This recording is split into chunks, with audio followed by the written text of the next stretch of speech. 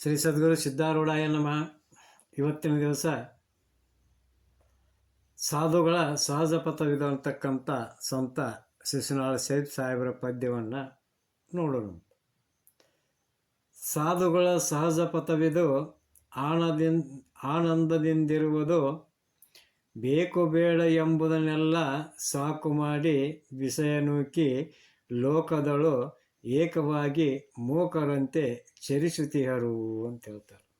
ಅಂದ್ರೆ ಭಾರತ ದೇಶದೊಳಗೆ ಸಾಧುಗಳ ಪರಂಪರೆಗೆ ತನ್ನದೇ ಆದಂಥ ಒಂದು ವಿಶಿಷ್ಟ ಸ್ಥಾನ ಐತಿ. ಸಾಧುಗಳಾದಂಥವರು ಜಾತಿ ಮತ ಪಂಥಗಳನ್ನು ಮೀರಿದಂಥವರು. ಮೇಲ್ನೋಟಕ್ಕೆ ವೇಷಭೂಷಣಗಳಿಂದ ಪೂಜಾ ಪದ್ಧತಿಗಳಿಂದ ನಿರ್ದಿಷ್ಟ ಪರಂಪರೆಗೆ ಸೇರಿದಂತೆ ಕಂಡರೂ ಕೂಡ ಅವರು ಯಾವುದಕ್ಕೂ ಅಂಟಿಕೊಂಡಂಥವರಲ್ಲ. ಈ ಲೋಕದೊಳಗೆ ಇದ್ದು ಇಲ್ಲದಂತೆ ಅಥವಾ ಸಮಸ್ತ ಲೋಕವೇ ತನ್ನ ಮನೆಯಾದಂತೆ ನಿರ್ಲಿಪ್ತವಾಗಿ ಬಾಳ್ತಾರೆ. ಇಂಥ ಒಂದು ಸಾಧುಗಳ ಮಾರ್ಗ ಆನಂದ ಮಾರ್ಗ ಅಂಥೇಳಿ ಶರೀಫ್ ಸಾಹೇಬರು ಹೇಳ್ತಾರೆ. ಇನ್ನು ಮುಂದಿನ ನುಡಿಯೊಳಗೆ,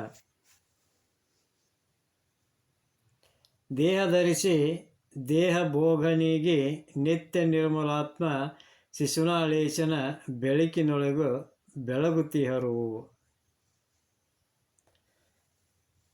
ಇದು ಹೆಂಗಪ್ಪ ಅಂತಂದ್ರೆ, ಸಾಧುವಿನ ಮೊದಲನೇ ಲಕ್ಷಣ ಯಾವುದಪ್ಪ ಅಂತಂದ್ರೆ, ನನಗೆ ಅದು ಬೇಕು ಇದು ಬೇಡ ಅಂತಕ್ಕಂಥ ಉಭಯವನ್ನು ದ್ವಂದ್ವವನ್ನು ಸಾಕು ಮಾಡುವಂಥದ್ದು. ಪರಮಾತ್ಮನ ಪ್ರಸಾದವಾಗಿ ಏನು ದೊರಕ್ತದೆಯೋ ಅದರಲ್ಲೇ ಸಂತೃಪ್ತಿಯಿಂದ ಬದುಕುವಂಥದ್ದು. ವಿಷಯಾಸಕ್ತಿಯ ವಿಷಯಗಳ ಉಪಟಳ ಸಾಧುಗಳಿಗೆ ಇರುವುದಿಲ್ಲ. ಜಪ ತಪ ಧ್ಯಾನ ಉಪಾಸನೆಗಳಲ್ಲಿ ನಿರತನಾಗಿ ವಿಷಯಗಳನ್ನು ಪ್ರಸಾದೀಕರಿಸಿಕೊಂಡವನು ಸಾಧು ಅಂತೇಳಿ ಹೇಳಿಸ್ಕೊತಾನೆ. ಇನ್ನು ಸಂಸಾರ ಸಂತೆಯ ಗದ್ದಲದಿಂದ ದೂರಿದ್ದ ಏಕಾಂತ ವಾಸಿಯಾಗಿರ್ತಾನೋ. ಪ್ರಪಂಚದ ಆಗು ಹೋಗುಗಳೆಲ್ಲ ಆ ಪರಮಾತ್ಮನ ಇಚ್ಛೆಯಂತೆ ಶಿವೇಚ್ಛೆಯಂತೆ ನಡೆಯುವಂಥವು ಅಂತೇಳಿ ತಿಳ್ಕೊಂಡ ತಾನು ಮೂಕನಾಗಿ ಮೌನಿಯಾಗಿ ಇರ್ತಾನೆ. ಅದರಿಂದ ಅವನಿಗೆ ಇನ್ನೊಂದು ಹೆಸರು ಏನಪ್ಪ ಅಂತಂದ್ರೆ ಮುನಿ ಅಂತೇಳಿ ಅಂಥವ್ರಿಗೆ ಕರೀತಾರೆ. ಈ ಸಾಧು ಅಂತಕ್ಕಂಥ ವ್ಯಕ್ತಿ ಮೇಲ್ನೋಟಕ್ಕೆ ದೇಹಧಾರಿಯಾಗಿದ್ದರೂ ದೇಹದ ಭೋಗಾಸಕ್ತಿಯನ್ನು ನಿವಾರಿಸಿಕೊಂಡಿರ್ತಾನೆ. ಸಚ್ಚಿದಾನಂದ ನಿತ್ಯ ಪರಿಪೂರ್ಣನಾದಂಥ ಮಲರಹಿತ ಪರಮಾತ್ಮನ ದಿವ್ಯ ಬೆಳಕಿನಲ್ಲಿ ಬೆಳಗುವಂಥವ್ರನ್ನ ಈ ಒಂದು ಸಾಧುಗಳು ಅಂತೇಳಿ ಹೇಳಿಸ್ಕೊತಾರೆ. ಅವರ ಒಂದು ಬದುಕ ಸಾಧುವಿನ ಪಥ ಅಂತ ಹೇಳಿಸ್ಕೊತಾರೆ. ಇಂಥ ಒಬ್ಬ ಸಾಧು ಸುಮಾರು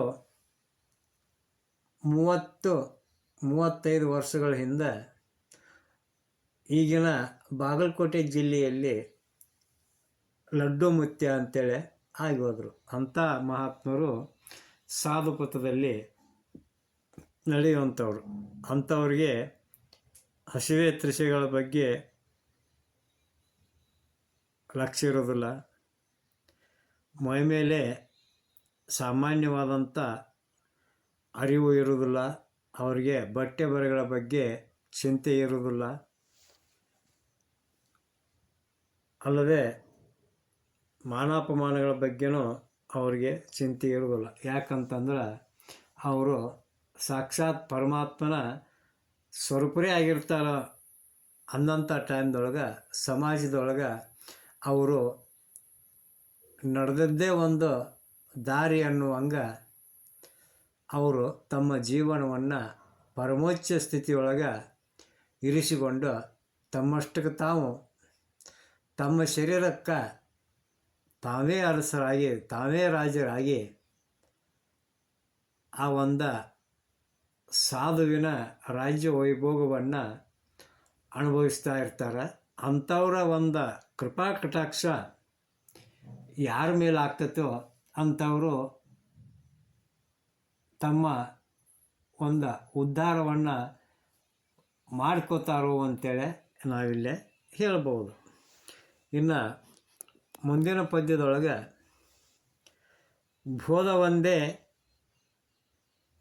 ಬ್ರಹ್ಮನಾದ ಒಂದೇ, ಸಾಧನ ಮಾಡುವ ಹಾದಿ ಒಂದೇ, ಆದಿಪದ ಒಂದೇ ಅಂತೇಳಿ ಹೇಳ್ತಾರೆ.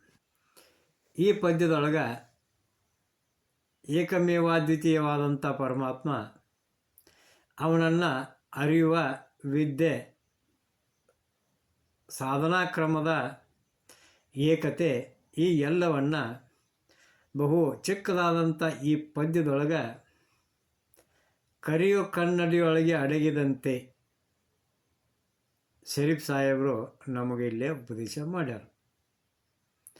ನನ್ನ ಮಾರ್ಗ ಶ್ರೇಷ್ಠ, ನಿನ್ನ ಮಾರ್ಗ ಶ್ರೇಷ್ಠ ಅಂತೇಳಿ ತಿಳ್ಕೊಂಡು ಬಡಿದಾಡುವ ಮತ್ತು ಒಳಗೊಳಗನ ಸೂಕ್ಷ್ಮ ಅಹಂಕಾರವನ್ನು ಬೆಳೆಸಿಕೊಂಡಿರುವ ಅರೆಬರೆ ಸಾಧಕರೆಲ್ಲರೂ ಮನನ ಮಾಡಬೇಕಾದಂಥ ಶ್ರೇಷ್ಠವಾದಂಥ ಒಂದು ಪದ್ಯ ಇದು ಆಗೈತಿ. ಬಿಂದು ಒಂದೇ ನಿಜಾನಂದ ಒಂದೇ, ತಂದೆ ಸದ್ಗುರು ಗೋವಿಂದಗ ಒಂದೇ, ಅಂದಿಗಿಂದಿಗೂ ಒಂದೇ ಅಂತೇಳಿ ಹೇಳ್ತಾರೆ. ಇದರ ತಾತ್ಪರ್ಯ ಏನಪ್ಪ ಅಂತಂದ್ರೆ, ಗುರುದೀಕ್ಷೆ ಪಡ್ಕೊಂಡ ಸಾಧನೆ ಮಾಡುತ್ತಾ ಹೋದಂಗೆ ನಿಜವಾದ ಒಬ್ಬ ಸಾಧಕನಿಗೆ ಅರ್ಥ ಆಗ್ತೈತಿ. ಏನಪ್ಪ ಅಂತಂದ್ರೆ, ಸಕಲ ಬೋಧೆಯ ಸಾರ ಒಂದೇ, ಅದೇ ಬ್ರಹ್ಮನಾದ ಅಥವಾ ಪ್ರಣವ. ಸಾಧನೆಯನ್ನು ಮಾಡ್ತಾ ಮಾಡ್ತಾ ವಿಕಾರಗಳನ್ನೆಲ್ಲ ನಿಜದಲ್ಲಿ ನಿಂದ ಸಾಧಕನಿಗೆ ಶಕ್ತಿಯ ಸಾರವಾದ ಬಿಂದು ಅಥವಾ ಪರಮಾತ್ಮ ಒಂದೇ ಅಂತಕ್ಕಂಥ ಅರಿವು ಉಂಟಾಕೈತಿ. ಸಕಲ ಸುಖಗಳ ಆ ಮೂಲ ಬಿಂದು ಅದು ಅಡಗಿರುವುದು ತನ್ನ ಹೃದಯದೊಳಗೆ ಸದ್ಗುರುವಿನ ಚರಣಕಮಲದ ರೂಪದಲ್ಲಿ ಅಂತಕ್ಕಂಥ ಅರಿವು ಆಕ್ಕೈತಿ.